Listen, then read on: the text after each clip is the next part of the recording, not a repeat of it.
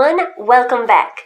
In today's ever-changing marketing landscape, automation has become a game changer in elevating your customer experience. Today, I want to talk a little bit more about email marketing automation specifically, so let's dive in.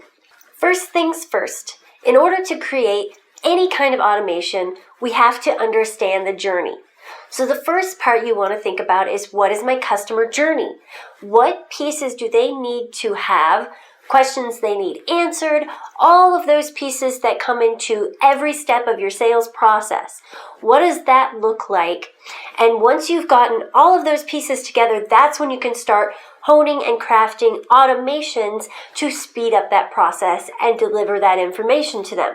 Take a minute and start to list out from start to finish.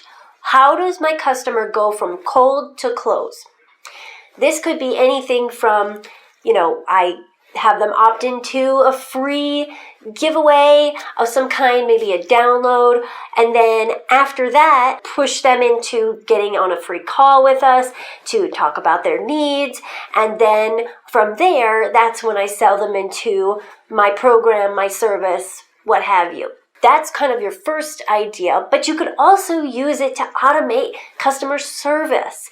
So if you have a new customer and you want to onboard them, that's what you need to think about, is what pieces do I do over and over and over? What is the repetitive processes in my business? And start to list those down so then you can start creating automations behind them. Once you've kind of gotten into your customer journeys and you understand them better, now's the time to create personalization. The personalization of your email marketing can really go a long way in helping people get to the information that's right for them. When you create your automations, you can use segments or tags to create different processes for different types of people. For example, I am a construction business, but I do kitchen remodeling, bathroom remodeling, outdoor patios. So when a customer comes into my process, I might have them identify themselves as one of those three things, so that way I can get them information for just kitchen remodeling if that's what they're interested in, or just bathroom remodeling if they're more interested in that, and create drips and funnels based off of each of those segments that I do in my business.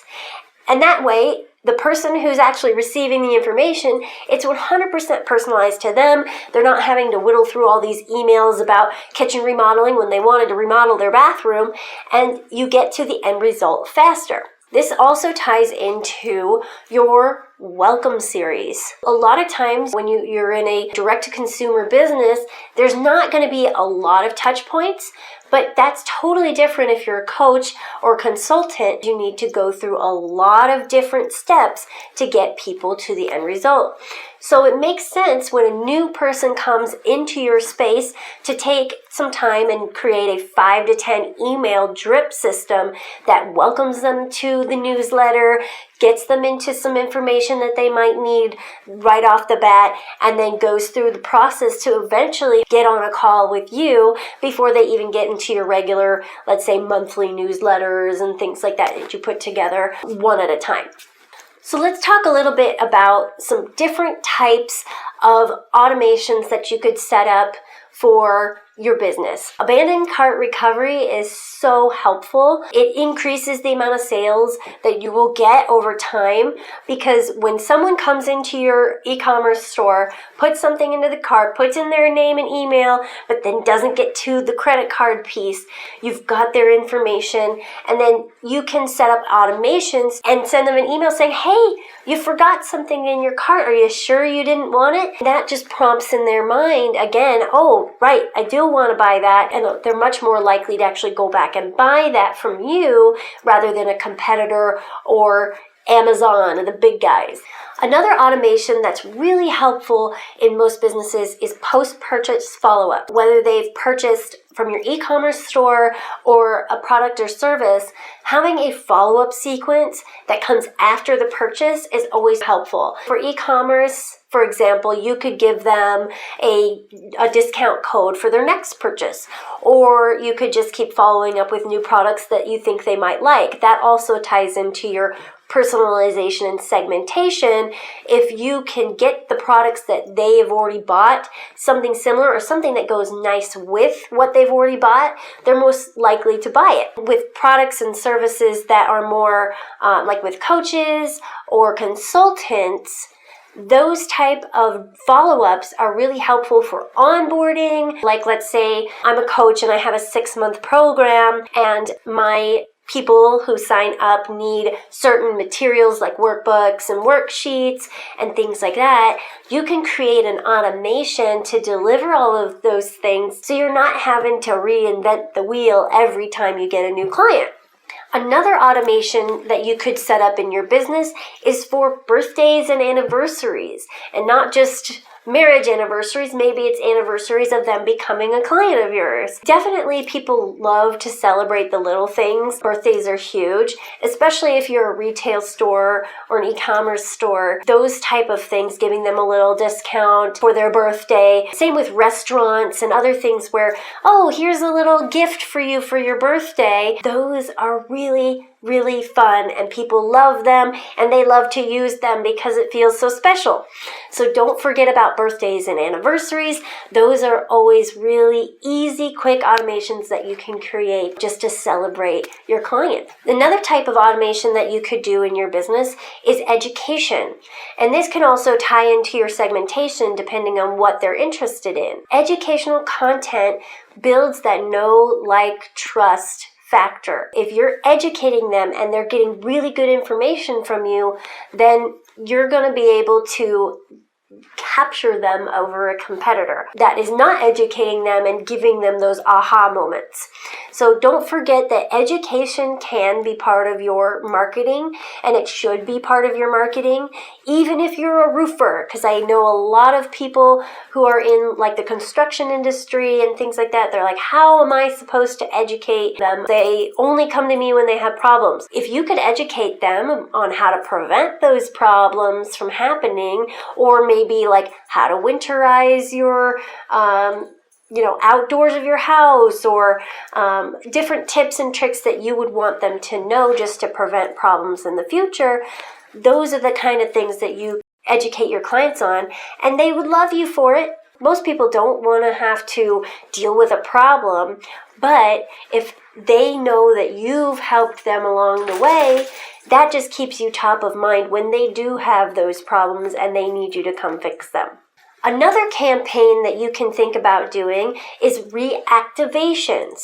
So you can set up an automation that goes out to people who haven't engaged with your emails in a long time, basically asking them, hey, would you like to still be here? Do you still want this information?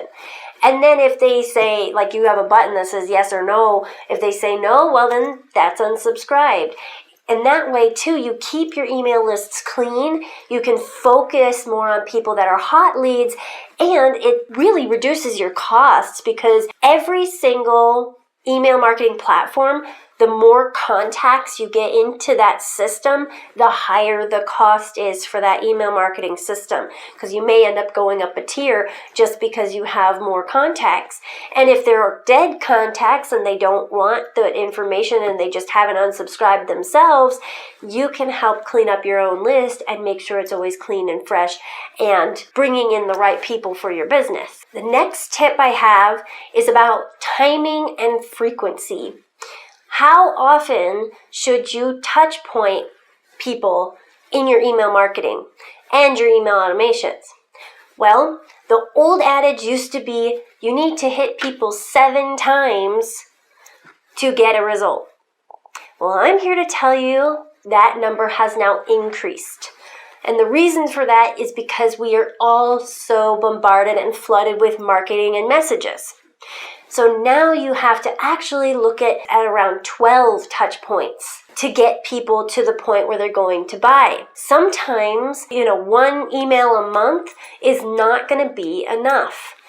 Don't ever go over more than once a day, ever, ever, ever. That is a recipe for unsubscribes. But definitely think about increasing the frequency of your emails so that way you're touching people more often and more quickly, and so that you can keep that cash flow going. One other thing that you want to think about with your email marketing and automation is A/B testing. Sometimes we put together an email and it doesn't do really well. What can we do to fix that? Test it against different subject lines, test it against different imagery, a different message, test different options if you have emails that are not performing very well, and then you can kind of tell, okay, option A that I put together with this subject line got a lot more clicks and a lot more opens than option B, even though the subject was the same. Try to test the waters on different things and really pay attention to which ones perform better. And that ties into analytics and changing it up.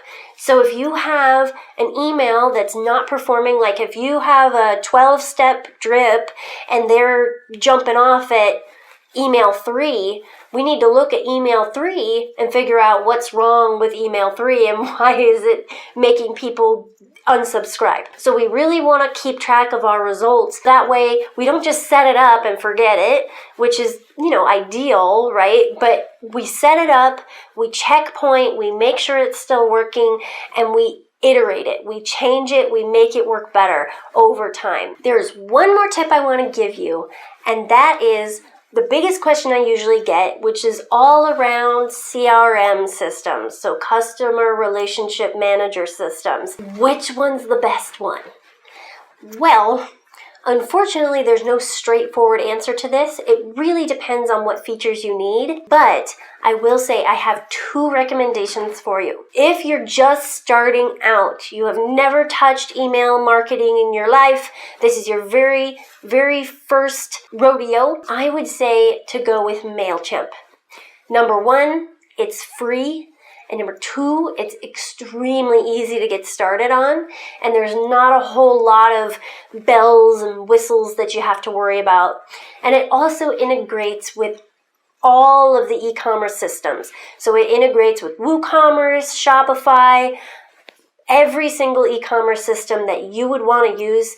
It integrates with that seriously easily. When you create those abandoned cart automations, like I said, they've already got formulas put together to help you get that set up. Now, if you're growing, you're getting bigger, you have a lot more personalization you want to do, you want more bells and whistles, and you want to be able to do things more effectively as far as tracking the progress of things and pulling reports and being a little bit more customized about things, I would say Reactivation is the best option when you want to get more advanced into automations. Not only because it integrates with so many other systems, but it will also integrate with other systems using Zapier or Zapier.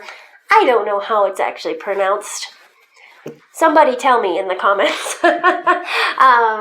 But it integrates with that so that you can hook your automations up to other systems. Like I've used it to hook up to automations for a software company that actually sends out mailed cards with personalization on them. So you can set it up to hook into all kinds of different things that's a lot more advanced and more technical. MailChimp if you want the easy button.